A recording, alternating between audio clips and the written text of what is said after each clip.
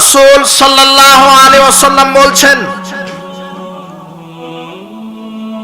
লা ইয়াতি আলান নাসে জামান, মানুষের উপর একটা সময় চলে আসবে। রাসূল সাল্লাল্লাহু আলাইহি ওয়াসাল্লাম বলছেন, মিনাল হালাল মিনাল হারাম, মানুষ বিবেচনা করবে না, ইয়াতি আলান নাসে জামান করবে না যে আমি মানুষের উপর একটা সময় চলে আসবে কাম করছি, লাইবালিল মারু মা খাদু মিনাল হালাল মিনাল হারাম তো নিয়ে থাকবে। মানুষ কি করে বড় হওয়া যায়, কি করে নেতা হওয়া যায়, কি করে দুনিয়াতে পাঁচতলা বিল্ডিং করা যায়, কি করলে গাড়ি বাড়ি করা যায়, কিন্তু এটা বিবেচনাই করবে না যে আমি হালাল নিজের স্বার্থ নিয়ে থাকবে, কি করে বড় হওয়া যায়, করছে না করে নেতা হওয়া যায়, কি করে দুনিয়াতে পাঁচতলা বিল্ডিং করা যায়, কি করলে গাড়ি বাড়ি করা যায়, প্রায় হারাম এটা বিবেচনাই করবে না যে আমি হালাল ইনকাম করছি না ঠিক হালাল ইনকাম করছি। বলছিলাম হারাম ইনকামের পরিচয় কি এটা আমরা বুঝতে পারিনি, ঈমান কাকে বলে এটা আমরা বুঝতে পারিনি। আই সমাজে করেছি সাথে জড়িত আছে, এদের ঈমান আমল ঠিক নেই।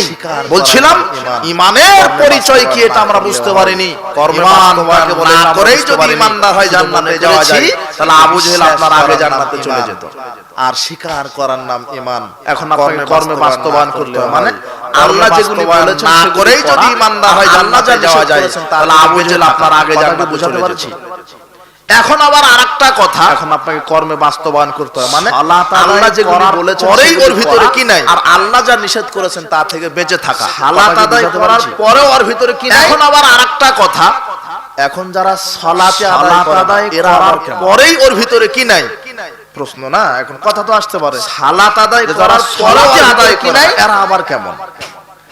রাসূল সাল্লাল্লাহু আলাইহি ওয়াসাল্লাম আদায় করে ইন্না বাইনা রাসূল ওয়া বাইনা শিরকুল কুফর তারকুস সালাত, প্রশ্ন না, মুসলমান আসতে পারে আর হিন্দুর মধ্যে সালাতে আদায় করে না, এরা আবার কেমন বলেন তো? রাসূল সাল্লাল্লাহু আলাইহি ওয়াসাল্লাম বলছেন, মুসলমান বাইনা রাসূল ওয়া বাইনা শিরকুল কুফর তারকুস